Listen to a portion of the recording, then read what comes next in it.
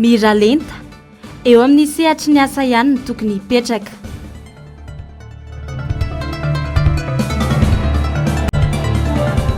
Fidiram-bola CUA misy olom-bidy tsy mikiky ka tsy ampy ny vola miditra. Fiainam-pirenena tsy mandeha mila fantarina mialoha ny tena laharam-pahamehana ho an'ny vahoaka. Ndao isika irearea amin'ny mahamalagasy atsika aza manao ory avamanana fa ndao jerena izay tsara vitany namana ary alaintaka ka anaovana tsaratsara kokoa noho izay vitany fa tsy hosotomina ny namana na havita kanefa ianao tsy havitany vitany teo akory.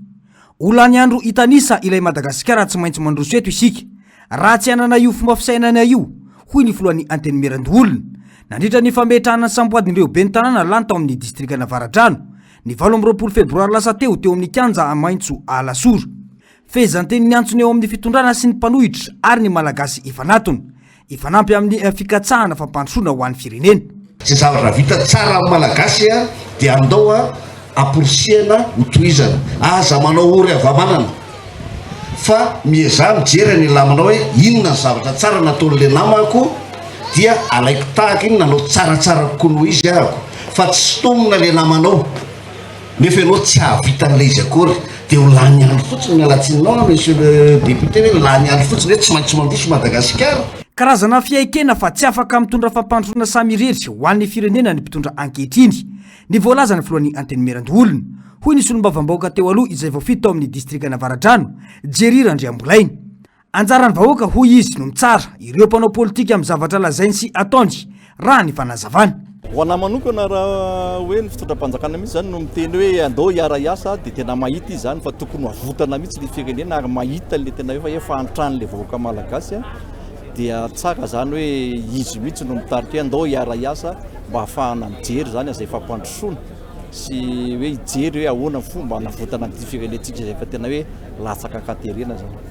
Fa ny azy zany ny olona no mitsara mpitondra hoe tena tanteraka marina ve ny fampanantenana teo amin'ny vahoaka sa tsy tanteraka. Tokony tsy ho sarotra ny isiany fanantonana eo amin'ny sampisehatra politika dia ny mpanohitra sy ny mpitondra maloana ireo olana maro lafa lalovan'ny firenena raha ny teny nataon'ny filohan'ny antenimiran-dolona no dininy.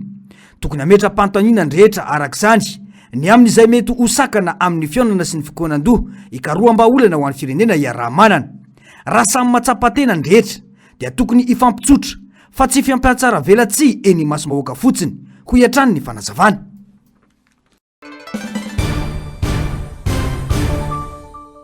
Miaina anaty krizy ny malagasy ankehitriny indrindra ny ara-tsosialy. Betsaka ireo manahirana ny vahoaka eny hatramin'ny sakafo miditra mbava azy efa tsy zarizary intsony. Any amin'ireo asa sy ireo tena maika no tokony hifantohan'ny fanjakana fa tsy todika amin'ny zavatra fa tsy ho vita kanefa fandanim-bola betsaka toy ny tetikasa lalambe migodana hoy ny mpandinika fiainam-pirenena. Miadana dia vahoaka ampy tsara be ny sakafo amin'izao fahavaratra izao tena hoe miaina ny malagasy milamina ny firenena. Manahoana ny lalana izay tena hoe lalan-drà tena ahafahan'ireo olona mifamezivezy eto Madagasikara fa zaro dia tena maika dia ny sosialim-bahoaka ny zavatra rehetrarehetra izay hitantsika amin'ny fotoana izao fa tena krizy ny vahoaka atao hoe tsy sakafo betsaka ny olona atao hoe raha mandeha any no sakafo amin'izao andro izao satria na fititenana dia hitantsika fa miakatra ny zavatra efa Madagasikara noho ny tsy fampian'ny vola vahiny izay miditra eto amintsika. Efa zary fanaovana serasera saky ny mihodina ny fanamboarana ny autoroute. Efatra amin'ny taona 2024 no nampanantenaina fa tsy maintsy atomboka ny asa. Ny 2024 nametraka vato fototra fa hiasa ny orinasa eziptianina. Ankoatra ny tsy fahavitany ampahany hatramin'izao, mbola baraingo ny vola ampiasaina na tanterana ny asa, ankoatra ireo taraina sy menimeny ireo mponina very fananana vokatry ny fakana ny taniny. Raha tamin'ireny voalohany fitokana ireny dia hoe efa vonona vola ny rehetrarehetra matoa atao ireny zavatra izay nefa tsy izay pitsipitsiny hoe mbola tsy voa vola natanterana zalalan'ireo zany no mbola mankataka fontsika amin'izany fanamboarana lalana midana zany politika moa zany tsy malala zay kajikajy na zavatra vola efa azo tamin'ireny lalana ireny fa matoa no mbo zavatra anatao dia atao efa vonona zany amin'ny zavatra rehetrarehetra. Manaprofo ny taremarika samihafa mivoaka fa tena manitra ny malagasy ka tokony atao laharam-pameana ny sosialy sy ny toe-karena. Zary lasa fihetsiketsehana sy fisehoana ary serasera no betsaka raha ny tangehitriny fa tsy hita izay asa tena mipaika amin'ny vahoaka ka mitarika fahalovana eto amin'ny firenena izany. Ka mandeha hitroatra amin'ny zavatra ny malagasy satria no nasireraka, hoy ny mpandinika fiarahamonina iray. Sahirana ny malagasy ka rehefa misy zavatra manjoa azy dia manitrika ny lohany izy. Nasainy troatra ny malagasy tamin'ny fotoana nahatsaratsara ny toe-karena teto amintsika. Ankehitriny nefa miiba ny zava-misy ka izay sakafona sisa no katsainy ho ihany ny fanazavana. Zavatra mahazo ny vahoaka malagasy sahirana amin'izao dia ohatran'ny mahazo ny sifotra na ohatran'ny mahazo ny sokatra rehefa voakapoka eo an-damosiny. Aletiny ny lohany, asitry ny vatany. Sahirana satria raha ara-sosiolojia sy ara-politika sy ara-pirenena amin'ny tantara hatramin'izay dia tamin'ny fotoanan'ny ekonomia matanjaka no nisy no mitroatra fa tsy tamin'ny fotoana nareraka ny vahoaka. Amin'ny ankapobeny zany ny zava-misy amin'izao raha ohatra ka ny ankonana tsirairay mijerena dia lasa mitodika any amin'ny vary sy laoka, ny rano, ny jiro, ny fimenomenomana misy ka misy. Eo ihany koa nefa ny endrika nasehoan'ny resaka ara-politika samihafa izay efa fantatritsika ara-tantara. Tsy hitan'ilay vahoaka intsony izay amikirana hoe makaiza sy makaiza sy makaiza fa misy fanantenana mipetraka ihany ao aminy amin'ny zavatra rehetra. Mila fitandrimana betsaka ny fanehoana hevitra amin'izao fotoana izao, hoy ihany ny fanamafisana. Mila fantarina tsara ohatra ny fototra ny resaka tiana ho resahana. Mahamenatra manko, hoy ity mpandinika fiarahamonina ity, ny miady hevitra tsy misy fahalalana. Za koa nefa mitodika any amintsika rehetrarehetra na ny olo manam-pahefana, na ny mpanao politika mpanohitra, na ny manambola be ara-toe-karena, na ny mpisintona ny tady avy any ambadika. Mampiasa olona mahay ihany koa fa manahirana le ady hevitra apondra moa ny fitenina azy zany satria be dia be loatra ny ady hevitra ohatra hoe raha Facebook fotsiny resahana lany andro, lany energia amin'ity sy dikantsika. Ankoatr'izay, tsy misy mahafeny hoe demokrasia eto Madagasikara ho ihany ny fanehoan-kevitra. Eny fa na dia ireo sokajiana ho manana ny toerana eto amin'ny firenena aza, maika fa ny malagasy amin'ny ankapobeny. Vokany, matahotra ny maro anisa. Irana ange raha hoe ohatra zao raha ny tompona raiky mpanjakana resahanao demokrasia dia izy manao demokrasia izy. Eo anaty demokrasia izy. Raha miresaka mpitandro filaminana antsika dia mpitandro filaminana ao anaty ara-dalàna sy ny demokrasia tsara zavatra ataonay. Raha miresaka any amin'ny atao atoko-panohitra tsika dia atoko-panohitra manao izay azony atao izahay. Dia raha miresaka any amin'ny olon-tsotra izahay dia hitanareo ihany ny resaka ireny. Resahana ho an'izay fombafomba fitondrana dia aty rehefa ho an'izay tsy fomba fitondrana dia atao very raha mahavita nareo. Dia lany andro mijery lamba maloto tsika. Tena lany andro. Madagasikara zany firenena kely majinika. Raha isika zao eo anatrehan'ny Afrika jereo ireny zavatra nitrango ireny. Raha isika eo anatrehan'ny adiny Ukraine jereo isika fa nanao abstention tany amin'ilay fifidianana farany amin'ilay résolution momba ny Russia. Satria tsika matahotra. Isika amin'ny Madagasikara tsika zany ninona ho tenenina izay manam-pahefana eo misy tahotra satria majinika. Momba ny ady hevitra indray dia ka mandinidinika ny ara-toe-karena sy ny teknika koa ny malagasy. Izany dia noho ny tsy fahampian'ny fari-pahalalan'ny ankamaroan'ny malagasy. Araka izany, tokony hamafisina ny resaka fampianarana eto amintsika ho ihany ny fanehoan-kevitra. Firenena liana amin'ny fahazarany Madagasikara sy ny mponina ato aminy ka manahirana azy ny miresaka lohahevitra lehibe na lalina kokoa. Efapolo miliara ariary no volaniditra teo anivon'ny komuna Antananarivo renivohitra tamin'ny tondasa. Lany karaman'ireo mpiasa ny komuna avokoa nefa io vola io raha ny fanazavany be ny tanàna. 704 mahery ireo mpiasa eo anivon'ny tanàna Antananarivo raha ny voarakitra antsoratra. Isan'ny paikadina petraky ny komuna eto an-drenivohitra ny ampitombona ny vola miditra ny hetra ho an'ny sehatry ny fitateram-bahoaka. Tsy midika zany hoe tsy mandoko oriny ireo taxi be na taxi moto fa manjary lasa tsy mandeha any amin'ny tokony ho izy izay fampidiram-bola ny commune urbaine izay. Koa apetraka ny réglementation, apetraka koa ny paikady sy ny lamina rehetra ao anatin'ny fandaminana an'izay transport sy mobilité urbaine izay. Niteraka ady hevitra goavana teo anivon'ny mpanolo-tsaina ity tolo-kevitra ity. Miompampana ny fitakim-bola amin'ny sehatry ny fitaterana hoy ny mpanolotsaina avy eo amin'ny voamerany fitaterana eo anivony commune Antananarivo. Ny taxi be aloha ndraisiko ho an'ny ohatra zany izy zany zoka hoe eto Analakely so tsika de hoe miasa izy zany ataontsika hoe 112 105 114 de manao an'iny zotra iny izy zany hoe mandalo ambobao mandalo ambomanarina de ny exploitation an'iny ligne iny isa taona de angalan'ny commune vola aminy 1 million d'ariary isa taona.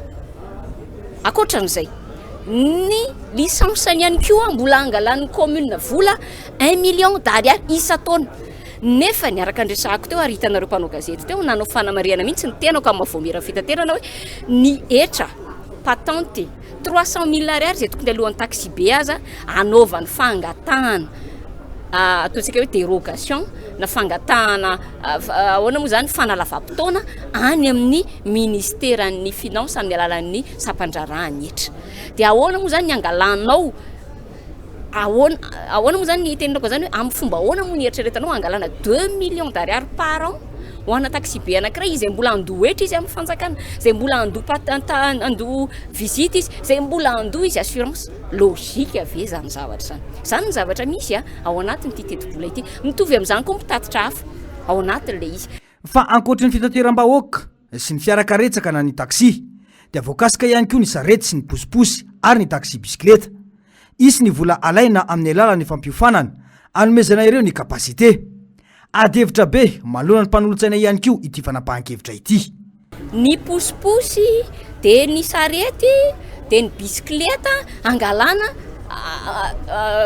vola amin'ny resaka certificat de ino moa ty ino ty anarany kapasite ampiofanana zany zareo de angalana vola indray mandeha.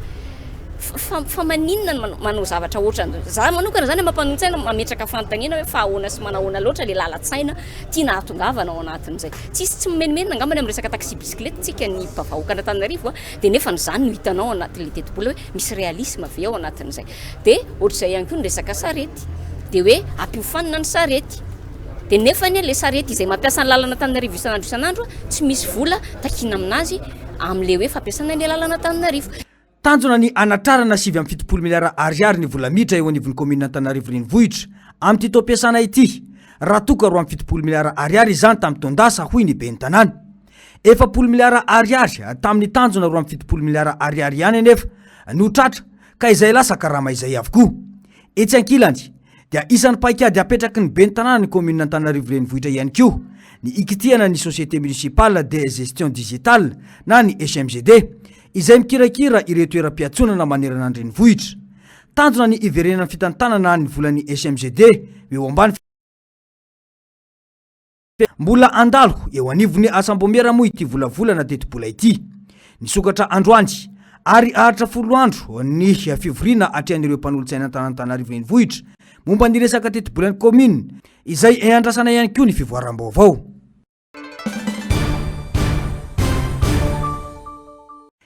Ny karamany piasa fotsiny ihany no vitany vola miditra eo anivony commune Antananarivo renivohitra izay mitetina 7 miliara ariary hoy ny ben'ny tanàna androany.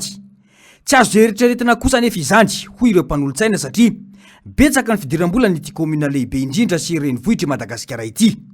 Tsy mahomby ny fitantanana matoa tsy ampy ny vola miditra ho an'ny GIA hoy ny fanazavana. Isan'ny fositry ny olana arabola eo anivony commune Antananarivo renivohitra ny fisian'ireo orinasa munisipaly ka zava-dehibe ny fikasan'ny ben'ny tanàna ikitika ireo hoy ny faneho-kevitra. Isan'ny hita tao anatin'ity teti-bola izay nodinian'ny mpanolotsaina manomboka androan'ity ihany koa ny fanafoanany ny fanjakana fohibe ny vola fanampiana mitetina 10 miliara ariary isan-taona. Tsy tafiditra anatin'ny teti-bola nyty taona ity intsony izany. Mahalasa saina ny zava-misy raha ara-politika no jerena hoy ny mpanolotsaina Clémence Rarinirina. Tamin'ny taondasa mbola nisy FDL tao anaty teti-bola nitetina 2 miliara ariary. Amin'ity kosa amin'ity 2025 ty rehefa mivakina ny teti-bola de tsy misy fanampiana avy amin'ny fanjakana ho an'ny commune urbaine Antananarivo. zay zany aloha no hita ao anatin'io tetiboly io a dia arahoana no mety ho fiatraikan'izay a politiquement inona no lecture an'izay zany ho an'ny mpanara-baovao satria raha ny tokony ho izy volomboasary le mpitatana reharety eto foana hoe rehefa mitovy loko dia tokony mandeha ho azy ny rehetrarehetra fijeriko azy tokony to ihany le fanampiana ohatry natao tamin'le volomboasary teo aloha nefa ny amin'izao fotoana izao zany a dia tsy misy tsony le fanampiana avy amin'ny fanjakana foibe fa mifanohatra amin'izay raha zavatra misy hoe ilay etrakelin'ny commune indray no alainy fanjakana foibe dia ho hitantsika hoe anahoana sy manahoana ny tena hoendrika izay a raha pitsy raha afaka pitsy fa hatreto aloha tsika mbola tsy afaka miteny hoe manahoana sy manahoana ny tena fipetrana. Manana fidiram-bola maro ny commune Antananarivo renivohitra saingy misy olombitsy mifikitra amin'ny tombotsoany ka mampiana ny fidiram-bola ny tanàna izany raha ny fanazavana hatrany. Ny sora-bola zany aloha eto dia hita fa na dia ny fanadihadiana azy rehetra rehefa jerena tena dinihana dia misy zavatra tsy milamina zany ao anatin'ilay izy ary zavatra tsy milamina ao anatin'ilay izy a ohatranay zao eny Ambohimanarina dia nitsenana Ambohimanarina zao dia tsy voasoratra ao anatin'izay budget primitif izay tsy haiko inona ny antony tsenanandravo maro ny tsena eto nefa nahoana ny tsy tafiditra ao anatin'izay zay zany fanontaniana mipetraka raha araka ny fanazavana dia misy fa tapaka eny an-teraterana misy olombitsy mikaikitra ary mihinana ireo voly ireo dia ireo no matavy fa le commune lasa mahi zany ao anatin'ilay izy. Isan'ny paikady averin'ireo commune Antananarivo renivohitra ampitomboana ny vola miditra ao aminy moa ny fikitiana ny vola ampidiry ny sehatra ny fitaterana eto an-drenivohitra eo amin'ny 3 sy 4 tapitrisa ariary isan-taona ohatra ny angatahana amin'ireo taxi be raha toka 3 sy 3 ariary ny an'ireo taxi manginy fotsiny ny forera 2 ariary isan'andro ankoatra izao dia ampidirina ao anatin'ny ara-dalàna ny taxi moto sy ny taxi bisikleta andrasana ny hotoiny.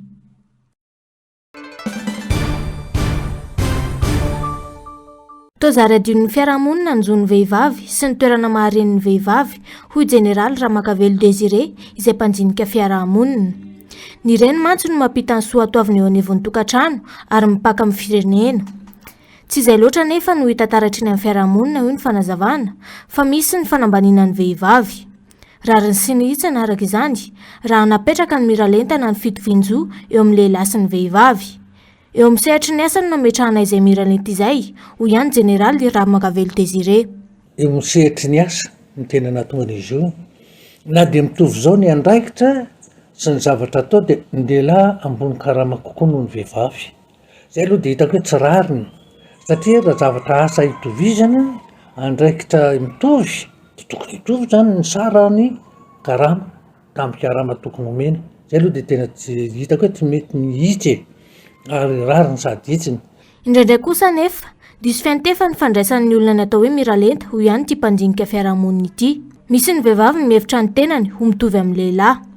Mifameno nefa ny lehilahy sy ny vehivavy eo amin'ny fiainana ka tokony tsy atao mbahana be amin'ny fiainana manontolo izany miralenta izany.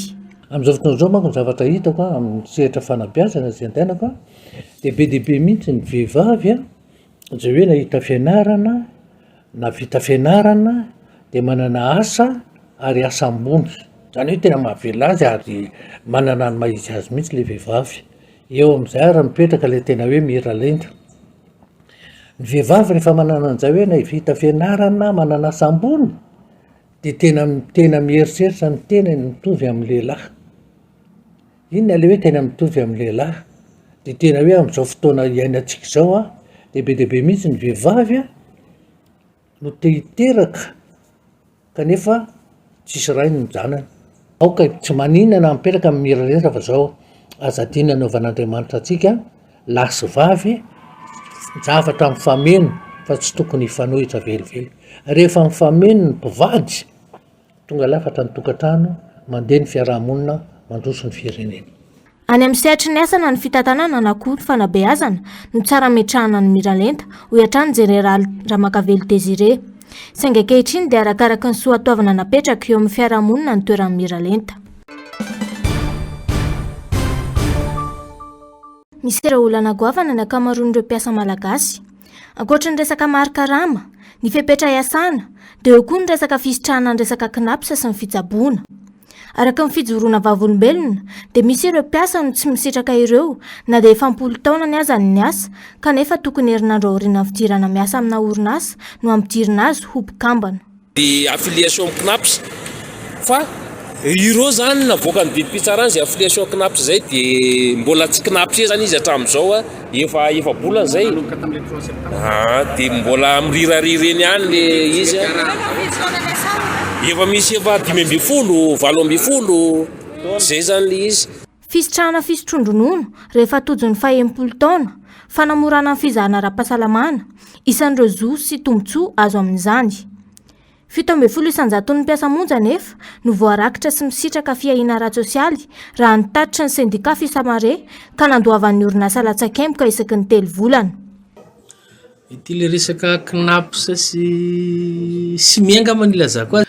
Mipetraka le fanontaniana hoe tsy hoe akory hoe feno 3 taona ny mpiasa anankiray voazo alefa afilena na hoe androany fampafatarana ho mambrany amin'ny knapsa na anivony simy tsy zay ka fa raha ny lalàna aloha zany dia eo amin'ny herinandro mahery eo raha vao miasa mpiasa anankiray dia efa tokony embauché zany izy ampafatarana eny knapsa hoe nandray mpiasa zay na nanao recrutement de reto ny mpiasa zay recrutenay de tonga ny 3 volana voalohany de tokony andaovana latsakemboka ny anivony knapsa ren'olona satria lasa verisoa.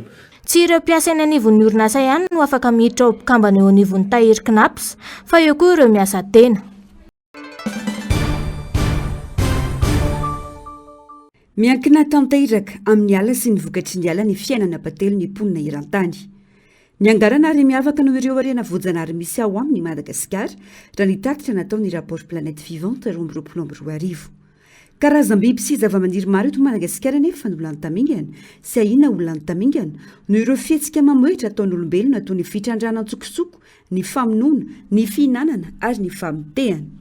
Zava-dehibe ho an'ny fahasalamana, ny asa aman-draharaha ary ny fiainana maneran-tany ny ala sy ny bibidia izay mitondra voka-tsoa maran-keo amin'ny lafiny ara-tontolo iainana ary toe-karena ara-sosialy. Mampiavaka manokana ny Madagasikara ny fiainana dia satria maro amin'ireo karazana zava-maniry sy biby dia tsy fahita raha tsy eto amintsika. Mbola manjobana tanteraka nefa ny zava-misy no tsy fisian'ny paikady matotra amahana ny olana misy. Ny air protégé ve tena voaro tsara, ny air protégé ve tena tsara tantana sy ny sisa anjarantsika mamaly an'izany zavatra satria hitantsika tsara ny afo be reny ainany firiny any faune sauvage sy ny plante sauvage zay ampiasaitsika miresaka fitsaboana zay manana ny andraikitra lehibe ary reo averika any fa reo no misotona mpizahatany eto Madagasikara may ary rehefa may reny tsy mipita amin'ny taranaka manaraka tsony le antsoina hoe tahiry tarazo satria ny ala de banky le toerana misy an'ireo biby reo no antsoina hoe laboratoire naturel banque génétique ka inona tsony ny banky iona iepita amin'ny taranaka manaraka rehefa dorana ohatran'ireny ka amin'ny fotoana ohatran'izao zany ngamba eritreretiko hoe tsy hoe mankalaza fe mankalaza fotsiny mahafinaritra foana ny mankalaza fety ary Madagasikara tena loha larana amin'ny fankalazana amin'ireny andro resa-pirenena momba ny tamin'ny zones humides andro resa-pirenena momba ny zao hoe andro resa-momba fa inona ny tena fiatraikany zay fankalazany zany eo amin'ny changement de comportement na fiovan'ny toetran'ny olona satria raha ny zavatra ataontsika ho maro sy apitso ihany maro sy fakomaly ihany mbola ho averintsika rapiso de mba nankalaza ny any velany de mba nankalaza koa le Madagasikara. Kavana ho an'ny firenena malagasy ny tsy fampiaran-dalàna araka ny tokony ho izy. Mijana ho kobakambava fotsiny zany fa tsy misy fanatanterahana ho ny fanamafisana. Raha ny lalàna ho fiarovana ny biby sy ny zava-maniry araka ny andinin'ny 450 sy 750 dia milaza fa raha misy tratra mamiravirana mamono biby anaty faritra rovana dia sazy ny lalàna 100 tapitrisa hatramin'ny 2 miliary ariary miampy fanankadrano. Mbola tsy voamarina nefa hatramin'izao fa niaran'ireo sazin'ireo na dia efa betsaka azy ireo endrika famitehana ny zava-manan'aina eto amintsika. Nareo ve nare olona nigadra 10 taona na nando 2 miliary darary kanefa Madagasikara ray manontolo no mirehatra na ny biby malagasy niondrana tenena fotsiny hoe efa tratra efa nisy zao ny tratra izy ireo tratra ireo manao ihany ary verika ihany eo anatin'ny taona veragna ka ana fanoranana sokatra 10 no hitanao. Ny dikany zany tsy matahotra le olona fa le lalàna zany mipetraka fotsiny fa tsy miatra mihitsiny ka satroko amin'izao resaka fankalazana ny journée mondiale ny faune sauvage zao de hoe resaka ny lalàna avy aloha iteny ny mpahay lalàna aloha iteny mpailalany hoe misy andreto lalàny reto tokony tsara fantaritsika ihany a fa tsy hoe apetraka eo fotsiny io. Tombony ho any Madagasikara ny fananany andrena voajanahary maro toy ny biby sy ny zavamaniry. Manosika ireo mpizahantany ho tonga maro eto amintsika izany ary azo antoka fa afaka mpidibola betsaka raha tsara tantana sy lavitry ny gabraraka. Fa raha voakarakaratsika tsara reo fauna sauvage reo a tena tsy voatery kitika eny ao ambanin'ny tany Madagasikara. Ino moa no tiako tenena satria Madagasikara manan-karena na ambonin'ny tany io resaka ala zany a biby sy zavamaniry na ambanin'ny tany resaka le karazana mina isan-karazany zany a fa resaka toe-karena io zavatra io ary zao moa zany de tapaka ty volan'ny USAID mety manomboka efa mandeha manaraka ny dian-trampo koa reo firena maro Europa any Allemand zao resaka efa misy efa manajana ny volany ihany koa zany zany mbo itenenana fa hoe reo fauna sauvage reo tompoko a napetraka Andriamanitra ho anao eto ro malagasy karakarao tsara reo fa ny volan'ny olona azony olona ajanona amin'ny fotoana zay tiany anajanona anazy ianao nefa efa netehatra lava amin'ny fangatahana volan'ny olona ny fiarovana an'ireo biby sy zava-maniry malagasy ary mbola ny volan'ny olona foana ny andrasantsika ary sorako moa reo avana avy any Dinambato fa mbola tsy kivy izy ka zao zavatra mitranga zao aniko de pozitive eko satria raha tsy ame vola tsony zany reo vahiny avy avelany 200 ny vola toka amin'ny budget lasaky ny 200 ary ny budget de l'État tokana ho an'ny tontolo iainany 200 na lasaka ary kinona ny zavatra voaro am'zany tsy maintsy ao le olona lefa dadasika be mifanitrany le olona ka resaka toe-karena resantsika mampanakarena amin'ny malagasy rehefa tsara tantana diovy ny tanàna satria zany fizahantany zany koa raha resanao fotsiny tanàna madio tanàna misy sécurité. Maria nisaky ny telo maritsa tahaka izao moa ny andro maneran-tany ho an'ny fiainana dia na ny antsoina hoe vie sauvage araka ny voafaritry ny fivoriana fa 20 ny firenena mikambana no tanteraina ny 20 Desambra 2024 manome lanjo io fotoana io Madagasikara isan-taona fotoana mpatsahivana ny rehetra ny mahazava-deny biby sy ny zava-maniry dia indrindra ny ady amin'ireo ambana sy loza mitatao miatra amin'izy ireo. Mifanandrify amin'ity daty androany ity ihany koa ny fanaovantsony ny fifanarana CITES na ny fifanarana momba ny varotra iraisam-pirenena mahakasika ny biby sy ny zava-maniry izay tandindondoza ao anatin'ny ala tamin'ny taona 2017.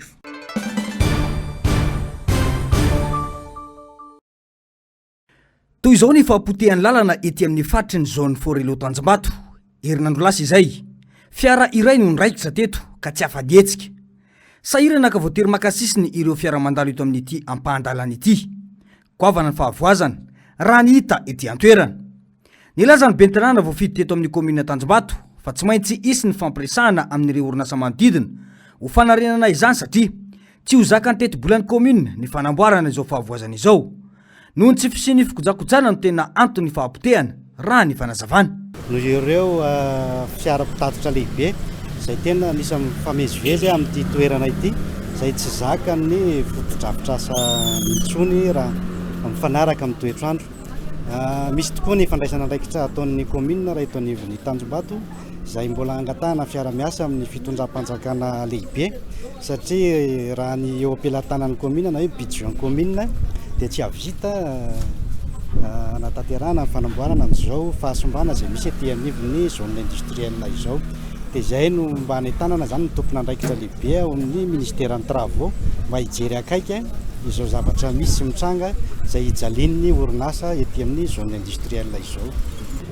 Mahakasika amin'ny fiaraha-miasa eo anivon'ny commune sy ny zone industrielle mety isy ny fifampiresana, isy ny fifanantonana mijerena izay marimaritra iraisana ahafahana koa mijery amin'izao fahasombana zao satria mafy ary somary enjakenjana ny fahapotehana ety anivon'ny zone industrielle. Tsy ity ampahandalana ity ihany no potika ato anatin'ny komina Tanjombato raha ny fanazavana. Samy goavana avokoa ny fahapotehana sy ny fahasimbana. Tsy zakany fotodrafitrasa intsony nivesatra ireo fiarabe mpitatitra entana ireo orinasa. Eo ihany koa ny tsy fisian'ny fikojakojana sy ny fanatsarana ireo lalan'ireo ampolo taonany maro ka mahatonga izao fahasimbana sy fahapotehana izao. Tsy hitaraina tanamempaka nefa ny komina manoloana ny fanarenana izay tsy maintsy atao satria fanampy tamin'ny vahoaka ny asa fampandrosoan'ny komina raha ny fanazavana.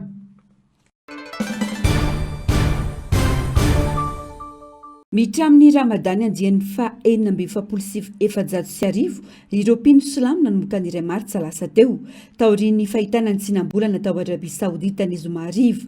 Nisy kosa ireo nanomboka izany ho maly alahady arakaraka ny fahitan'ny volana. tsy zavatra tatao foana na zary lasa fomba fanao fotsiny ny ramadany fa mandidy ireo mpino anao izany ny voalazan'ny boky masina korany na coran tsy maintsy manatanteraka izany avokoa ny mpino silamo lasy vavy manomboka feno taona ankoatra ireo sendra tody sy fahasalamana sy noho ny antony manokana. Iray amin'ireo andridimy fatoran'ny finoana silamo ny fifadikanina mandritra ny ramadany izany hoe mifehy vava tsy misakafo sy tsy misotro rano eo anelanela ny fipisahany masoandro sy ny filetehany. Manampy azy ireo ahafana mamaritra ny orana tanteran'izany ny almanaka isam-paritra.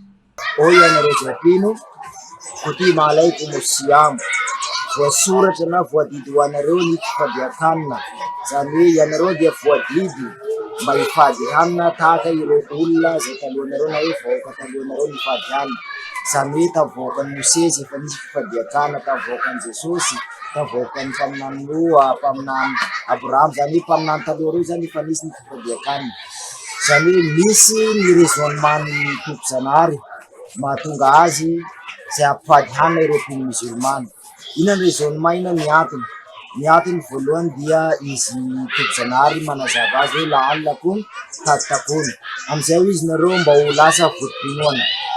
Ohatra raha ohatra talohan'ny ramadany misy olona anankiray manana fahazaran-dratsy tahaka ny hoe mandainga, misoritoka, mijangajanga, mifoky sigara ohatra zany dia rehefa tonga ny vola maso ramadany dia ao anatin'ny fifehezana izy dia na dia andeha izy andeha andainga amin'olona satria izy mifehy izy dia voataziny zay lainga zay.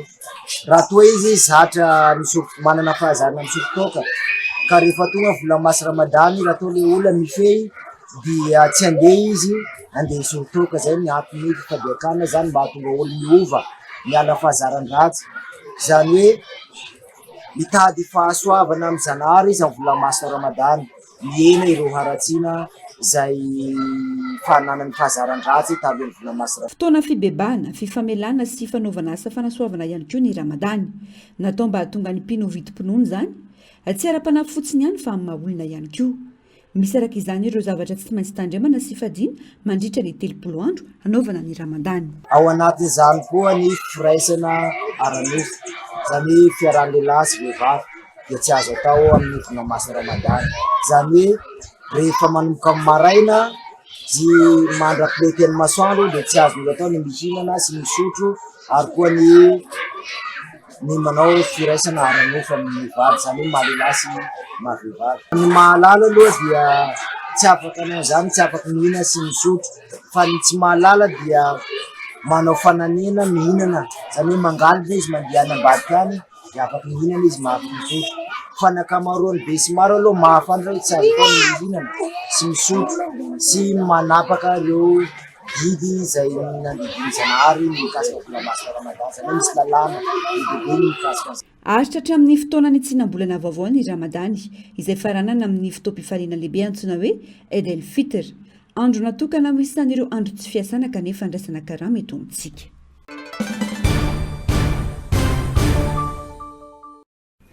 Niombona teto amin'ny FJKM Mandavamamba Kristy Velona ireo mpino rehetra sy ireo zanaka ampelezana nanovo fahasoavana teto amin'ity fiangonana ity omaly alahady 2 Martsa nandritra ny fanokafana ny voka-dehibe anatanterahana ireo adidy maro isan-karazany miandry ny fiangonana. Fanokafana ihany no omaly faharitra iray volana ny fanatanterahana izany ho an'ireo izay mahatsapa fa manana didy eo amin'ny fampandrosoana ny fanjakan'Andriamanitra. Manao antso moa ny tompo dia antso amin'ny fibebahany fa rehefa mibebaka dia afaka manolotra maimaim-poana satria efa nanome maimaim-poana ny tompo dia afaka manolotra maimaim-poana ihany koa. Ny mampiavaka ny eto Andavamamba dia ray volana katroka no iantsoana ny zanakam-pelezana rehetra anatanteraka n'izany voka-dehibe izany. Afaka misafidy ny isam-pianakaviana sy ny isam-batan'olona anaterana izay fony ho an'Andriamanitra mandritra an'ireo alahady 5 ireo ary dia faranana kosa ny fanaovana voka-dehibe ny 30 Marsa ho avy izao. Mandritra ireo alahady 5 anatanterahana ny voka-dehibe dia hisy hetsika fideranan'Andriamanitra amin'ny alalan'ny antsa-piderana eto an-toerana izay hanasana ny mpino tsy ankanavaka ho an'ny omaly ny sampana Dorcas teto an-toerana no nisantatra ny fandraisana anjara. Dia toy ny fanao isan-taona dia misy ny thème izay arahana, misy ihany koa ny fety izay hafanaina ary ny Dorcas no nisantatra izany tamin'ity andron'ity. Manasa antsika hatrany io tonga maro hanohana izany renim-pianakaviana izany eo amin'ny fanatanterahana ny adidy ny asa soa ho voninahitra Andriamanitra satria izany no nanirahana namoronana ihany koa ary zay le antony fiderana tamin'ity andro an'ity hoe zay olona noforonoko ahy izao manambara ny fiderana. Manentana ireo mpino rehetra indrindra ireo zanak'ampelezan'ny FJKM Andavamamba Kristy Velona moa ireo tompona andraikitra eto an-toerana mba tsy kely soroka amin'ny fanatanterahana ny adidy masina eo anatrehan'ny fiangonana.